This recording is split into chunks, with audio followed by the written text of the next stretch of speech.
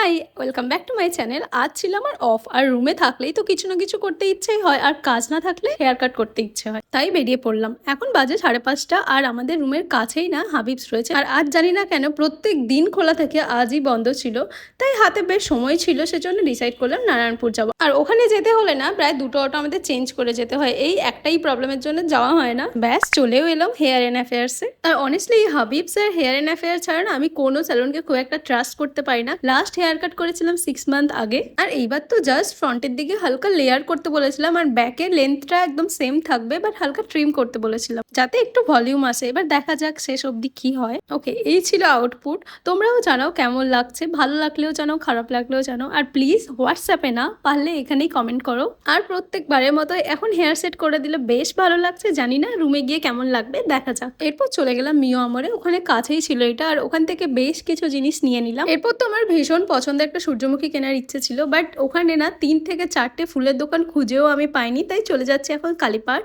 আর ওখানে গিয়ে সানফ্লাওয়ার না পেয়ে এই কালারগুলো চুজ করে এই বুকেটা বানাই। আমার তো ভীষণ পছন্দ হয়েছে, আশা করি যার জন্য তারও ভালো লাগবে। আর এখন তো প্রায় 8টা বাজে, রুমে ফিরতে হবে, আর ফেরার সময় ফুচকা না খেলে হয়, তাই খেলাম ফুচকা। আর ফেরার সময় আরো কিছু কেনাকাটা করে এখন ফিরছি রুমের দিকে।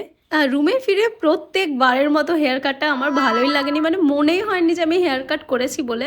দেখা যাক, হয়তো সেট করলে ভালো লাগবে। চলো আজকের জন্য এতটাই, দেখা হচ্ছে পরে কোনো ব্লগে। এখনের জন্য টাটা, বাই।